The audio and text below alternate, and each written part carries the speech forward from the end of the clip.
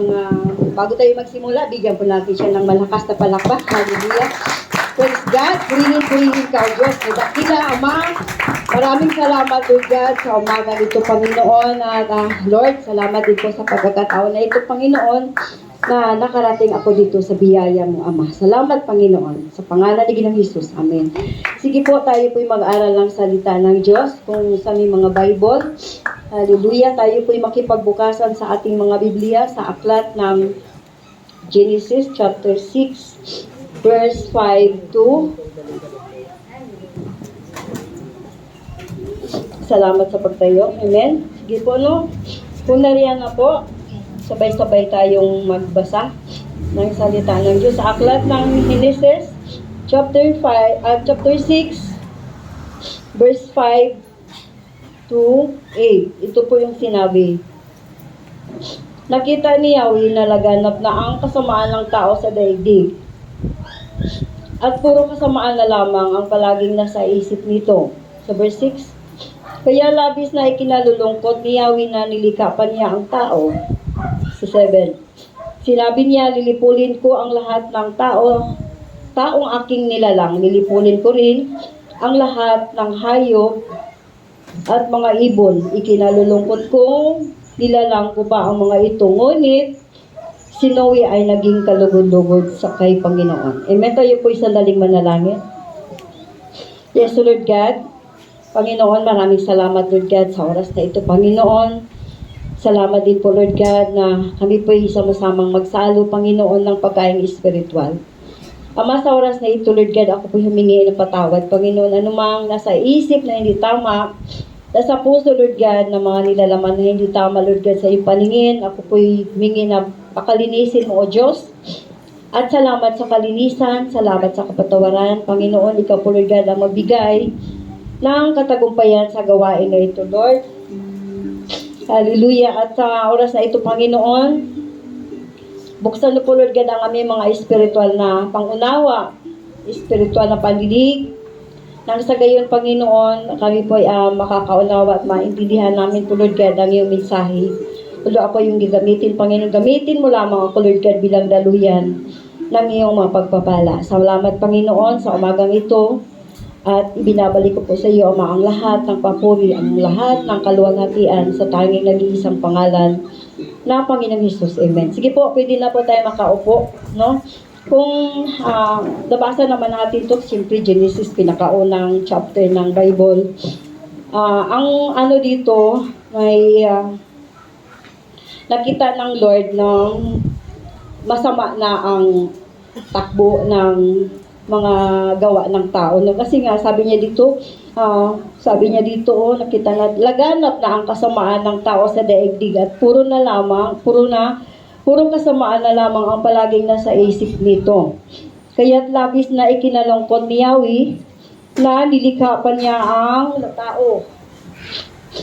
Nilikha pa niya ang tao at sinabi niya, lilipulin ko ang lahat ng taong aking nilalang. Lilipulin ko rin ang lahat ng hayop at mga ibon. So, ibig sabihin dito na kahit sabihin natin na mahal ang ng Diyos ang tao, pero nalulungkot siya kasi nga lilipulin na niya. No? Laganap na although sa kapanahonan nila noon, nakikita niya na laganap na. Amen, no? So, ang topic natin sa umagang ito ang pabor or favor na ibinigay ng Diyos. Tema, kaya wag maghinayang maglingkod sa Diyos. Bakit? No, wag tayong manghinayang katulad sa mga ginagamit dito ng Panginoon, wag tayong manghinayang.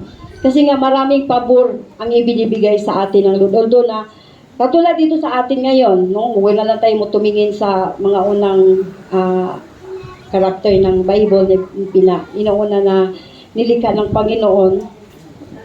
Simula noon, laganap ang kasamaan. Ang iniisip ng tao, puro laman sa kanila lang. Sa atin din ngayon, ganun din po nangyayari, di ba? Marami din pong, although maraming mga believers, maraming mga mananampalataya, pero nakikita din natin na laganap na ang kasamaan. Pero balik tayo sa Old Testament.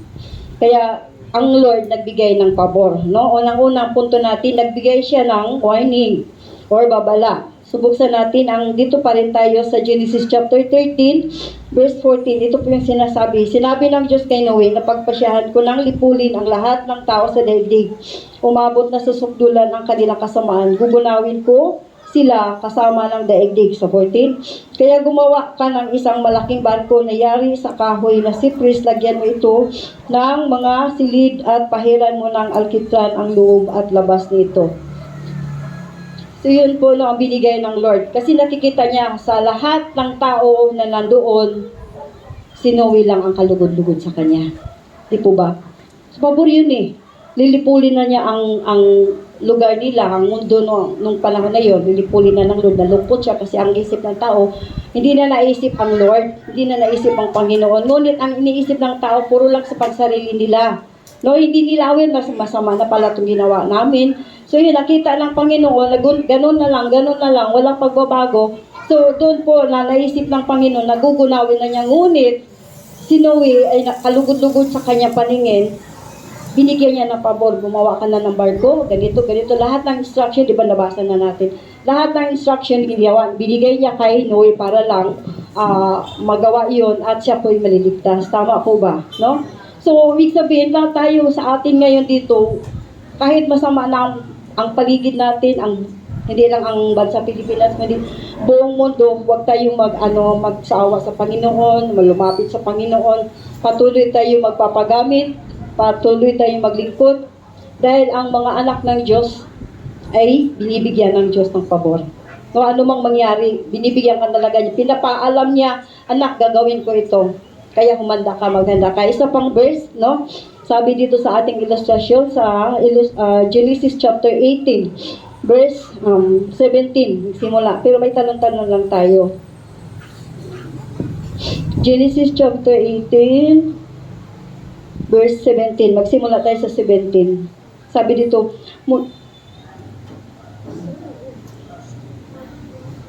17, sabi dito, sinabi ni Yahweh, hindi ko dapat ilihim kay Abraham ang aking gagawin. Sa 18, sapagkat pinili ko siya upang maging ama ng isang malaki at makapangyarihang bansa. Sa pamamagitan niya, ang lahat ng mga bansa ay sa daigdig ay aking pagpapalain. No? Yun po. Sa pamamagitan ni Abraham. Tayo din po ilahi ni Abraham. Amen po ba? So, nandun sa atin yung pagpapala. Kahit man tayo, ang tao, kahit man palaging nagkakamali, ako katulad ako, palagi akong pumapalpak sa Panginoon, pero ang pagpapala ng Panginoon, nandyan sa atin. So, huwag tayong mag-atubili na maglingkod sa Panginoon, magpapagamit sa Lord, dahil nandyan po ang maraming pabor. Una na lang po yung buhay natin, pagising sa umaga, tama po ba? No, katulad naman kay madam na yung chini-check up siya, wala. So, purihin talaga ang Panginoon na kahit sa edad natin, na senior na, no? Para pa rin, edad lang yon, number lang yon. Pero ang yung isip, ang lakas, binibigay ng Diyos sa atin sa bawat umaga. Isa pang ilustrasyon. At so, dito po, kumbaga, dito sa verse 18, ituloy-tuloy talaga natin. At alam na natin, kasi mahaba to no? Kumbaga, binigyan na ng Lord ng warning si Abraham, ganito. Hindi ko dapat ilihim na lilipulin niya ang Sodoma at Gomora nung sa itong 18, chapter 18. Hanggang sa, dito tayo, bumaba tayo sa hanggang 30.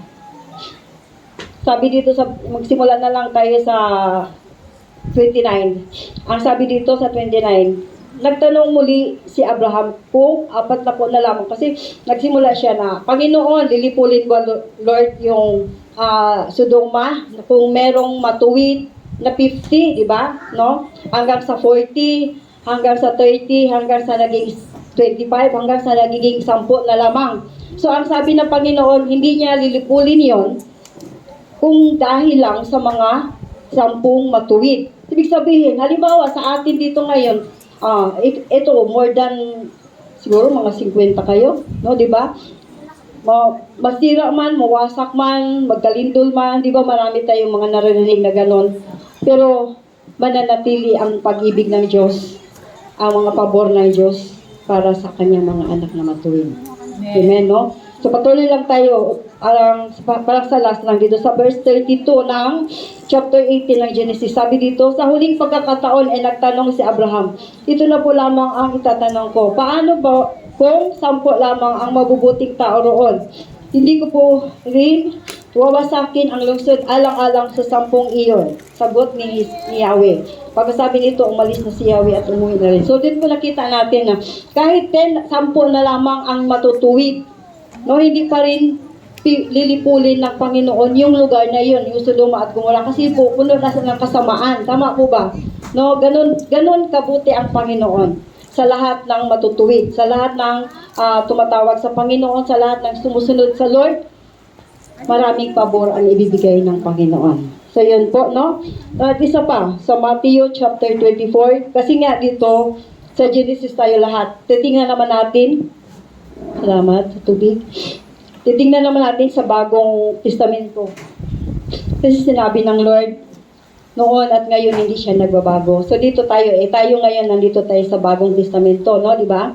Sabi dito sa Matthew chapter 24, verse 15 to 22. Ito po yung sinasabi. Unawain ninyo itong mabuti. Kapag nakita ninyong nagaganap na sa dakong banal ang kasuklam-suklam na kalapastangan tintokoy ni Propeta Daniel, ang mga nasa Judea ay dapat tumakas papunta na sa kabundukan. Ang mga nasa bubungan ay huwag nang mag-abala pang kumuha ng kahit ano sa loob ng bahay. 18. At ang nasa bukid ay huwag nang umuwi upang kumuha ng balabal. Sa mga araw na iyon, kawawa ang mga nagdadalang tao at mga nagpasusog. Ipanalangin ninyo ang inyong pagtakas ay huwag mapataon sa taglamig o sa araw ng pamamahinga. Sapagkat sa panahong iyon, ang mga tao ay magdaranas ng matinding kapigatiang hindi naranasan mula ng likhain ang sanlibutan hanggang sa ngayon at hindi na mararanasan pa kahit kailan. Sa 22, katunayan, kung hindi paiikliin ng Diyos ang panahong iyon, walang taong maliligtas, ngunit alang-alang sa mga hinirang ng Diyos, paiikliin ni ang panahong iyon. Amen. So yun po, no?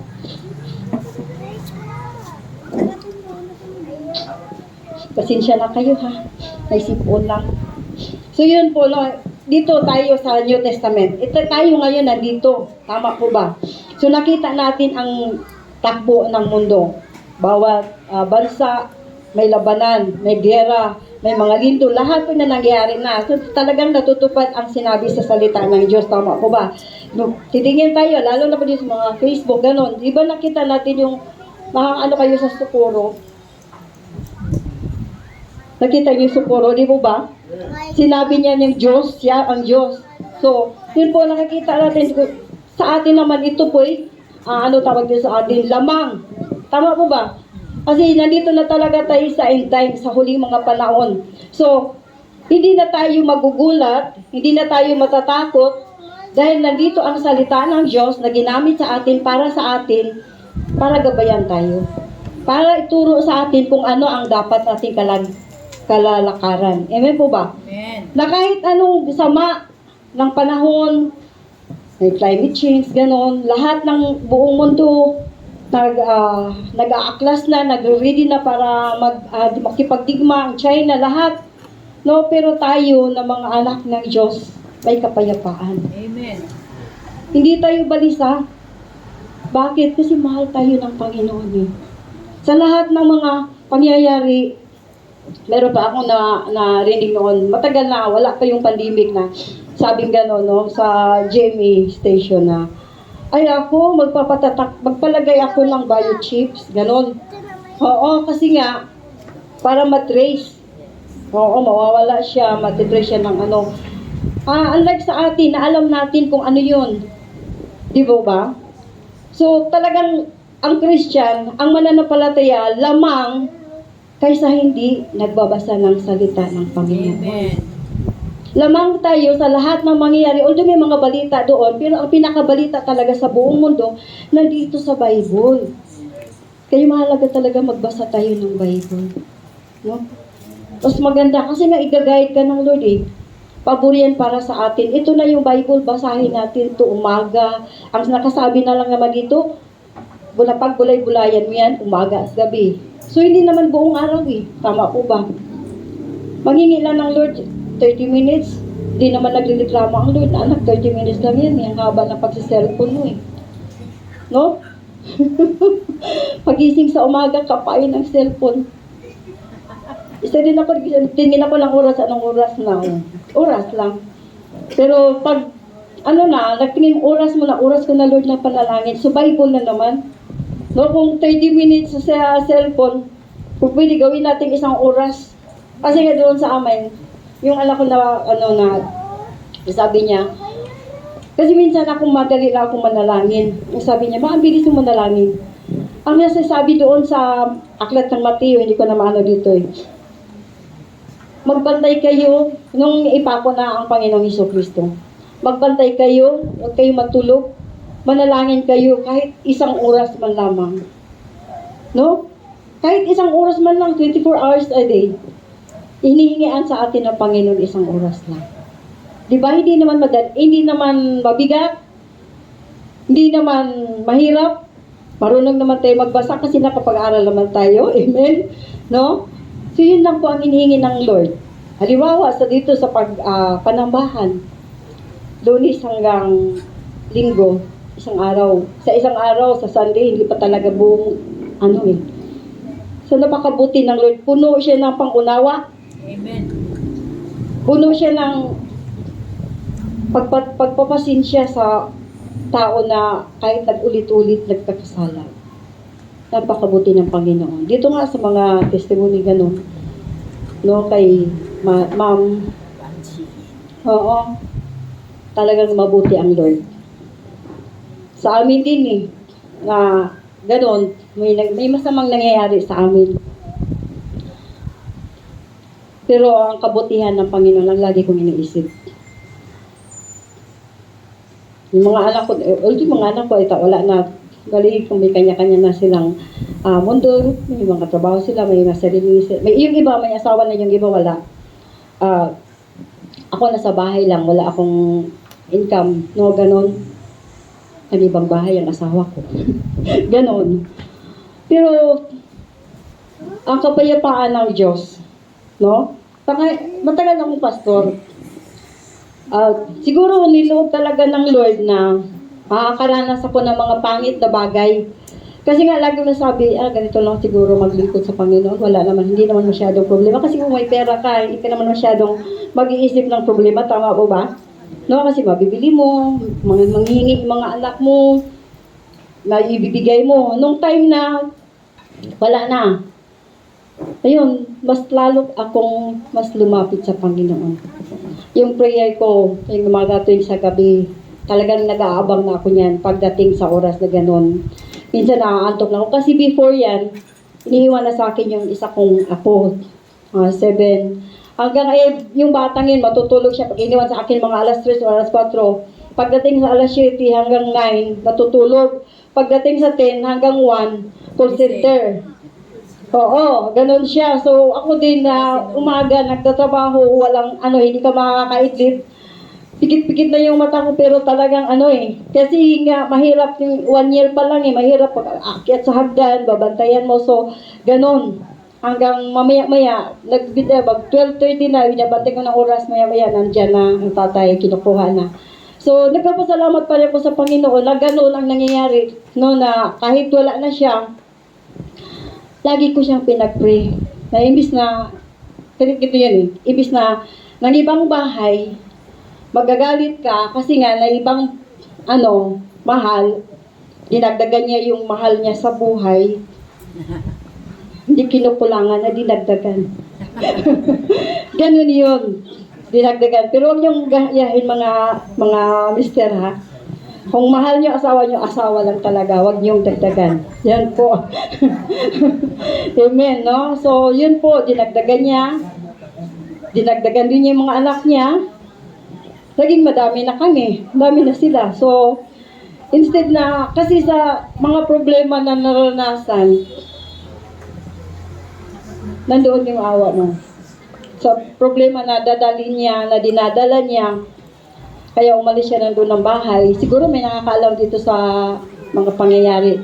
Kami to kasi hiningi ko yan ng prayer kay Pastor Nini, Pastor Puloy, ganun.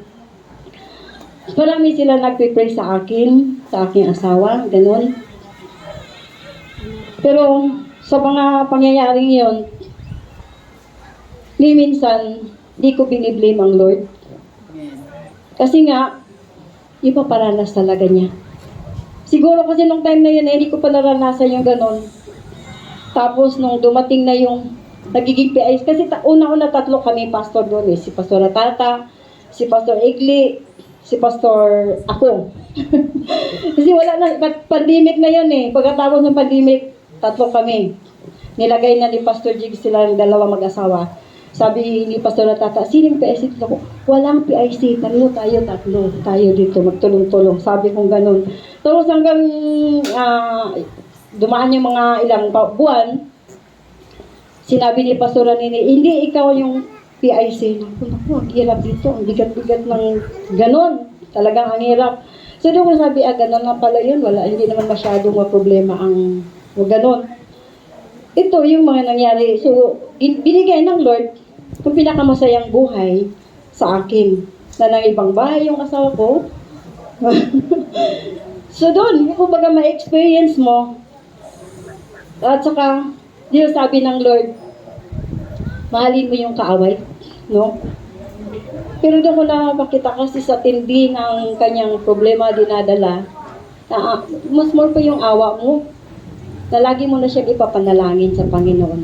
Although sa mga bansa, mga pangit, sa pamilya din natin, makakaranas din tayo ng pangit na mga buhay, na mga bagay, para ma-experience natin at ma-share din natin. Ang pinakaano dito, baga, ang pag-ibig ng Diyos na binigay sa atin, papaunawa din natin sa Kanya. O palasak sa Kanya, lagi mo siyang ipag-pray. Nung nasa ganun, palay mo, pakukulitan si Lord, dadalhin siya ibalik dito. Nagtanong nga yung mga anak ko eh, halimbawa pag bumalik yung si Papa, itanggapin natin kasi tatay naman ninyo yan eh. Kasi sabi ng Lord, mahalin natin ang kaaway. Hindi naman, pero pag ano talaga yung talagang isipin mo yung awa sa tao, yun, magagawa mo yun. Yung galit mo, nung una na umuwi sa bahay, ganyan, uuwi ka ng 2:30, gano'n, tapos umuwi siya maaga yun ha, 2:30. Tapos aalis siya ng 6 o'clock ng umaga, trabaho. Doon yung galit mo kasi nga alam mo saan galing, lasing, ganun. Yung mga time na yun, nandoon talaga yung galit. Pero pag maano mo yun talaga yung problema, kasi kasama mo yun sa bahay, nandoon yung awa mo, na lagi mong ipag-pray. Hindi na kumbaga yung mga pangit na bagay, hindi lang sa labas, nandoon din sa loob ng bahay natin. Na kailangan din natin ipanalangin. Tama po ba? No? So yun, pupurihin ng Panginoon dahil sa lahat ng ito, siya po ang nagtuturo sa akin. Amen. No?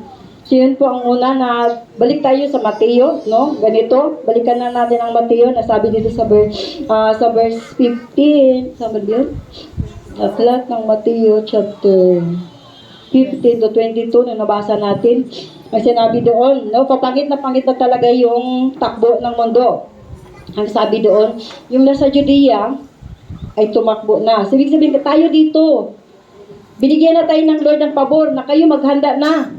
Amen po ba? Maghanda tayo. Nang sa gayon, pagdating ng pangit na mga bagay, pupunta na tayo sa bundok. Yung mga nasa bundok din naman, huwag nang bumaba. Pabor yan sa atin eh. Tama po ba? Unlike sa mga hindi na nagbabasa ng Bible, na walang kaalaman lang. Alam nila may Bible, alam nila may Diyos, pero hindi nila alam ang mensahe ng Panginoon para sa kanila. Kasi kasama din naman sila, nilikha sila ng Panginoon, tama po ba?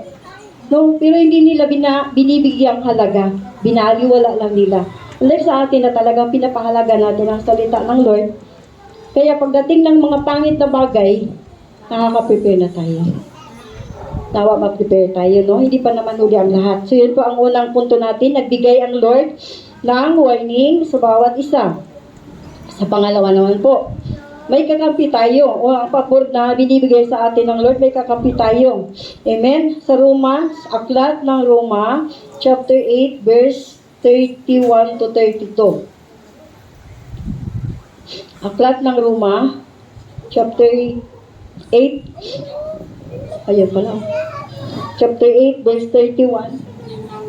Yan na pala, sabi dito, ano pa ang masasabi natin kung tungkol dito, kung ang Diyos ay panig sa atin, sino ang makakalaban sa mga anak ng Diyos?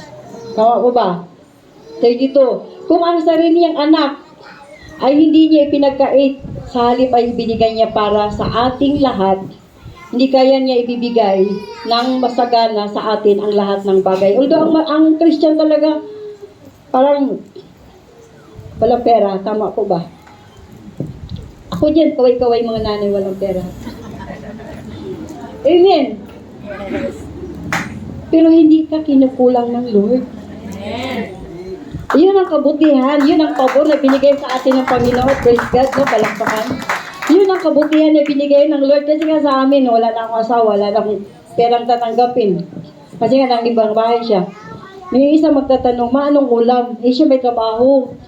Ako wala. Yung bunso naman sinasabihan ko na, Soy, pag wala tayong ganito, huwag mo na akong tatanungin kasi wala naman ako pambili, di ba? Opo ba? Sabi gano'n. Yung isa naman, pag wala, yung isa naman, pag nag-order na ako ng ganito, di ba? Hindi ka wawayaan ng Diyos, pabor yan ng Lord. Basta magpatuloy ka lang sa Panginoon maglingkod. Na kahit sitting ministry ka, wala naman kami dito kung walang sitting ministry. Tama po ba? Oo, kasi nga, wala kaming sasabihan. Wala akong sasabihan kung walang makikinig. Alam ko nakikinig kayo eh. Tama po ba, no? So kahit sitting ministry tayo, kasi pagdating dito, sitting ministry kayo, pagdating doon sa bahay, kung merong ang narinig ko kanina sa ganito, o di nahayag mo din ang salita ng Panginoon. Ang kabutihan ng Lord na i-share mo din. Tama po ba? So yun po ang kabutihan na binibigay sa atin ng Lord, ang pabor. Na kahit wala man tayo, pero ang sabi ng Panginoon, binibigyan ko kayo ng kakuntintuhan. Makuntinto ka sa lahat ng bagay. Tama ba yung sinasabi sa preaching kanina? No? Yan. So yun po. No, kumbaga, napakabuti talaga ng Panginoon dahil, di ba sa una pa lang, sa Genesis pa lang, sa chapter 1, bago niya nilikha si Adan at saka si Eva, binigay na niya lahat ng pangailangan ng tao. May karning baboy, may chicken. Although hindi pa lang siguro uso yung fried chicken, yung Jollibee, pero nandoon na. No, may baka, pwede ka na mag-roast doon. So sa ngayon na lang nagiging moderno na. Pero sa kanila, nung una-una talaga, mas special pa kasi siguro hindi sila nagkakatay ng baboy. Baka talaga yun. Mga sheep, talagang ganon, no? Mamahaling mga karne. Ganon ang ating Panginoon, hindi ka bibigyan ng yung baboy lang, lang sa atin yan, di ba? Pag magtanong ka, magkano yung baka, ang mahal, mas mataas. So ganon sila, ganon ginawa ng Diyos. Si Adan at saka si Eva, libre. Lahat. Pwede mong, di ba siya na mamahala sa lahat? Lahat ng prutas na sa pagkain binibigay ng Lord bago pa nilikha ang tao. Ganon tayo kamahal ng Panginoon. Amen, no? So yun po ang, So, buksan pa natin ang aklat ng Isaiah 41:10. Sabi dito, ako isa sa iyo, huwag kang matakot, ako ang iyong Diyos. Hindi ka dapat mangamba, palalakasin kita at tutulungan, iingatan at iligtas. So, ano pang panghihina natin? Wala man tayong trabaho, wala man tayong pera, pero ang pagmaglingkod sa Panginoon, isang malaking pagkakataon. Tama po ba? Katulad sa akin, na doon ako palagi CB18, ganon. Nung dumating ako dito, Lord, ikaw na pong bahala sa akin, hindi ko alam papunta doon, ikaw na bahala sa akin. Isang malaking pagkakataon to na ang salita ng Diyos, magamit ko, maihayag ko sa inyo, ma-share ko dito. Gagamitin ka ng Lord. Napakabuti ng Panginoon. Hindi sa lahat ng mag-a-apply ka ng trabaho, hahanapan ka pa ng maraming kwalifikasyon. Tama po ba? No? Nakatapos ka ba? Achievement mo, ganon. Pero ang paglingkod sa Panginoon, matuto ka lang magbasa. Ang Lord na ang magpuno. Malaking pagkakataon yan. Ang Lord na ang magbigay sa atin ng mga spiritual na bagay, wisdom and knowledge, ibibigay yan ng Lord. Kaya huwag tayong matakot. Huwag tayong mahiya. Sa amin ng Lord. No? Palalakasin kita. Tutulungan. Iingatan at ililigtas. Ito, yung ilustrasyon natin. Sabi dito,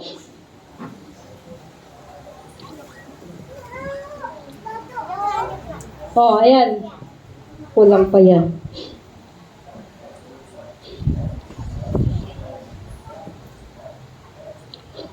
Genesis 31, kulang yun na type ko kagabi. Genesis 31, sige, buksan na lang natin mga Bible sa Genesis chapter 31, 1 to 3. Ito po yung sinasabi. Sa aklat ng Genesis chapter 31,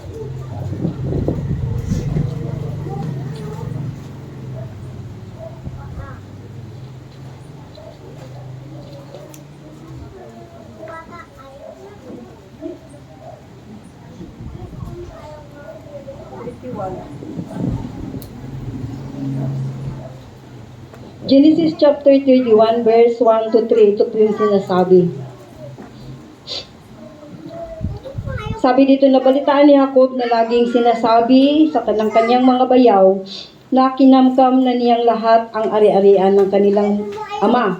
At galing dito ang lahat niyang kayamanan. Sa verse 2, napuna rin niyang nagbago na ang pakikitungo sa kanya ni Laban. Sa verse 3, kaya sinabi sa kanya ni Yahweh, magbalik ka na sa lupain ng iyong mga magulang at mga kamag-anak at ito, sasamahan kita. Kasi nga po, ito pong istorya ni Jacob, di ba, alam na natin itong lahat na ito na yung pagpapala, na blessing para kay Esau na sa kanya. No? So doon, nagpunta siya doon sa bayan ng lugar ng kanyang mga kamag-anak sa Mesopotamia. Tapos doon, wala siyang dala, tungkod lang hanggang sa dumami na siya, yumaman na siya, doon siya naglingkod kay Laban, na anak ni Laban si Raquel, no? Yun po, tapos na pangasawa niya hanggang sa dumami din yung anak niya kasi masipag siya. At saka dumami din ang kanyang mga kabuhayan dahil sa kasipagan niya. Amen? Tama po ba? No? So yun po ang buhay ni Jacob hanggang sa dumating na sa point na sabi niya kulang siya sa tulog kasi puro lang paglilingkod, pagtatrabaho. Tapos, nakita niya, napansin niya na iba na yung pakikitungo. Sama doon yung, siguro parang inggit na rin, na marami na siyang mga kabuhayan. Tapos, yung mga anak ni kapatid ni Raquel ay iba na yung pakikitungo sa kanya. So, sinabihan siya ng Lord, bumalik ka na doon sa pamilya mo, sa kamag-anak mo, doon sa saan ba yung lugar nila. Magbalik ka na sa lupain ng iyong mga magulang at mga kamag-anak at sasamahan kita. So, bakit tayo maghihina? Halimbawa sa atin dito, no, meron tayong minsan ako nanghihina ako nung time na maybe binabible study kami, matagal na ilang wala pang pandemic, yung mama ni Bino. Ganon. Pero yun nga, ihayag lang, patuloy lang ihayag kasi nga minsan nagtatanong si Pastora Tata na hindi man na talaga sila nagsimba na ako, hindi talaga Pastora. Pari nagpunta lang kami doon kasi request na nanay na ipag-pray, i-Bible study, ganon. Magpatuloy lang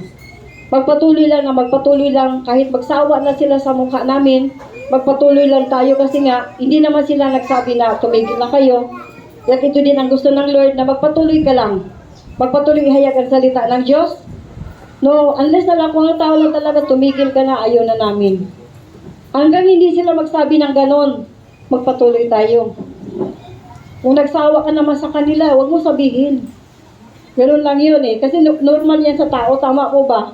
No, amen? Pero wala naman sa atin yung mga ganon. Tama po ba? Nawala sa atin kasi binago na tayo ng Panginoon Ayun po, kumbaga magpapatuloy lang tayo. No, sabi dito na sa kanyang paglakad, doon kasi natatakot siya baka mamaya papatayin siya ni Esau, di po ba? Itong kwento na ito. Kasi nga, inano yung karapatan ni Esau na bilang panganay. So yun po, na sinabi ng Lord, pagka matakot, sasamahan kita. Ganon din po sa atin, sasamahan talaga tayo ng Panginoon kahit saan man tayo magpunta. Maghayag ka ng salita ng Diyos kahit saan mang saan mang lugar na yan, no? Sasamahan kita. Yun po ang sabi ng Panginoon, hindi ka niya lulubayan. Hanggat hindi mo siya nilulubayan, hindi ka nilulubayan ng Panginoon. Tama po ba? Amen, no? So yun po, sa pangalawa, meron tayong, balikan ko lang, ang pabor ng Diyos na binigay sa atin, kaya huwag tayong maghinayang ang tema. At ang keyword is bakit. Ang unang punto ay nagbigay ang Diyos ng babala. Ang pangalawa po ay may kakampi na tayo. Tama po, kasi ang Panginoong Hesus ay binigay na sa atin ng Lord. Ang pangatlo naman po, sa lahat ng naranasan natin ng mga problema, walang ibang sinasabi ang Panginoon kung hindi magpakatatag tayo. No? Ang sabi nga Isaiah 51 verse 9. 59 verse 1. Baliktad. Sabi dito, Isaiah 59 verse 1, tingnan ninyo, si Yahweh ay may kakayahan upang iligtas ka, siya ay hindi bingi upang hindi marinig ang inyong hinaing. Amen. Kahit paulit-ulit mo na yung sinasabi, mas gusto, palagay ko mas gusto ng Lord eh. Kasi nga sa paulit-ulit mong sinasabi sa Panginoon yung problema mo na umiiyak kasi sa matinig problema. Umiiyak ka na halos kulang na lang yung dugo. Iiyak mo sa Panginoon, hindi siya bingi. Kaya kang tulungan. Kaso lang, pinoproseso lang tayo ng Panginoon. Kasi hindi naman, sige anak, hindi yun katulad sa, Lord, wala kaming bigas. O ayan, instant, tama po ba? No, pero pag yung proseso sa heart, medyo may matagal. Kasi nga, pinoproseso ng Lord ang puso natin. At ang puso sa mga taong pinag-pray natin. Basta ang sabi ng Panginoon, hindi ako bingi sa mga hinaing mo, naririnig ko yan. Ngunit meron lang akong gustong makita sa iyo, anak. Meron lang akong gustong makita sa pinag-pray mo. Kasi ayaw naman ng Lord na, o sige, pinag-pray mo siya eh. Halika na dito, punta ka na doon, sama ka na sa kanya kasi pinag-pray ka niya. Hindi ganon. Ang gusto ng Lord po sa talagang lumapit ang tao sa Panginoon. Amen. Yan po ang gusto ng Panginoon, no? Sabi dito nga sa Joshua, isa pa sa Joshua, chapter 1, verse 6. Sabi dito, magpakatatag ka at lakasan mo ang iyong loob, sapagkat ikaw ang mamumuno sa bayang ito, sa pagsakop nila sa lupaing ibibigay ko sa iyo, ibibigay ko sa kanila, ayon sa aking pangako. Basta't magpakatatag ka at lakasan mo ang iyong loob, sundin mong mabuti ang buong kautusan ibinigay sa inyo ni Moises, huwag kang susuway sa anumang nakasaad doon at magtatagumpay ka saan ka man. Hindi mo na, magtatagumpay saan man. Kasi nga ganito yun. Ang sabi ng Lord, huwag kang susuway sa anuman. Ibig sabihin, pag susuway tayo, nagkakasala tayo. Di ba ba? Tapos may promise din ng Lord, may pangako ng Panginoong Hesus, dahil sa Isaiah 59 verse 2, dahil sa ating paggawa o pagsuway, kaya hindi marinig. Bingi ang Lord, malayo ang kanya mukha sa ating mga panalangin, sa ating presensya, malayo siya.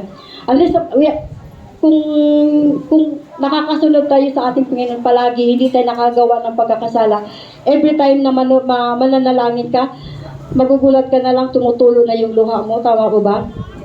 Yun po ang presensya ng Lord eh. Naririnig ng Lord yan ating hinaing. No, although medyo minor lang mga instances na hindi pa binibigay ng Lord, kasi nga, nakadepende sa ating puso at nakadepende din po sa puso ng ating ipinapanalangin. Ayun po ang gusto ng Panginoon sa bawat isa, no? Tuloy tayo sa 9. Tandaan mo ang bilin ko, magpakatatag ka at lakasan mo ang iyong loob. Huwag kang matatakot o mawawalan ng pag-asa, sapagkat akong si Yahweh na iyong Diyos ay kasama mo saan ka man magpunta. Amen. Di ba napakasarap? Saan man tayo magpunta? At ilang ulit na sinabi ng Lord, kasi ang tao, pag mga mabibigat na problema, panghinaan na ng loob. Tama po ba? Merong mga unbelievers na pag dumating yung pinakamabibigat na problema, anong kinalabasan nila? Suicide. No? Napakasaklap isipin na pagano'n. Pero sa atin, na nakakilala sa Panginoon, purihin ang Panginoon dahil andyan siya nagbabalaka sa atin. Na kahit mahina ka na. Babae tayo, halimbawa, mga nanay, wala na mga asawa. No, mahina na talaga yung babae, pero ang purihin ng Panginoon. Kasi nga, siya po ang nagbibigay sa atin ng kalakasan. Siya ang nagpapalakas. Basahin lang natin ang Bible. Yun po ang word, no? Nasa panig natin siya. Paboryan natin. Sinasamahan tayo palagi ng ating Panginoon. Huwag lang tayong susuway.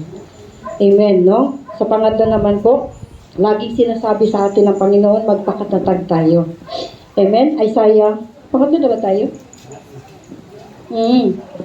Ayun nga, no? Sabi dito sa 9, tandaan mo ang bilin ko, magpakatatag ka at lakasan mo ang iyong loob. Huwag kang matatakot o mawawalan ng pag-asa, sapagkat akong si Yahweh na iyong Diyos ay kasama mo saan ka man mapunta. Amen. So kahit dito sa atin ngayon, tingnan natin ang mundo, puro na pangit, no? Ay maglakad ka, ganon. Ang sabi ng Lord, magpakatatag ka, anak. Mga Christians, magpakatatag ka. Bakit? Maraming mga false teaching. No? So, mas maganda talaga dito tayo nakarely sa Bible. Hindi ka ililigaw sa Bible. Meron akong isang anak na sabi ko nila sa kanila na huwag kayong masyadong manood ng YouTube, mga preaching yun Kasi may mga espiritu din yun. Ngayon, nag-iba na siya. Yung pinapanood niya, kung nakakilala kayo na Pastor Luby, ang sabi niya, may video mayabang Parang yung espiritu magta-transfer talaga. Makinig tayo sa salita ng Diyos. Sinabi din nung pandemic na doon kami napunta. Yun po ang sinabi ni Pastor Jigs na huwag kayong basta-basta manood sa YouTube na mga preaching kasi po ang espiritu magta-transfer. Babala din yan sa atin, warning din yan sa atin. Kung saan tayo, doon lang tayo. Pinakamainam, sa Bible na lang tayo makinig. Kasi pag hiningi natin sa Panginoon, Lord, hindi ko naintindihan to, babaan tayo ng Lord ng wisdom. Yung Holy Spirit, ibababa ng Diyos, ipapaunawa sa atin. Ganyan ang ating Panginoon. Ang mga pabor na binigay sa atin ng Lord. No? Amen? Isa pa? Mabilis lang tayo. Anong oras na? Pang-concluding verse na tayo. Amen? No? Ang sabi sa concluding verse natin, ang sabi ng Diyos, ililigtas ko ang mga tapat sa akin at iingatan ko ang sinumang taong ako'y kikilalan din. Amen, di po ba? Napakabuti, napakasarap isipin. Kahit ulit-ulitin mo yan, basa. Kapag sila'y tumawag, laging handa ako na sila'y pakinggan. Aking sasamahan at kung may problema ay sasakluluhan. Aking ililigtas, ang bawat isa ay pararangalan. So, hindi lang ka ililigtas ng Lord, iingatan, susupply lahat ng ano, pag ikaw ay pinakamatuwid, pag ikaw ay matuwid sa paningin ng Diyos, pararangalan. Amen po ba? No, napakasarap isipin ang ginawa ng ating Panginoon. Praise God, hallelujah, praise God. Purihin ka, O Diyos, tayo po'y manalangin. Hallelujah, Lord God. Salamat po, Ama, sa katagumpayan na binigay mo sa amin, Lord, at sa higit sa lahat, Ama, sa iyong mga pangako na binigay mo sa amin, sa mga pabor, Lord God, na kami po, Panginoon, ay nakakasunod sa iyo, Panginoon. Kaya, Lord, sa iyo lamang po, Ama, ang lahat at ang pinakamataas na pagluluwalhati sa pangalan ni Ginoong Jesus. Amen. Salamat.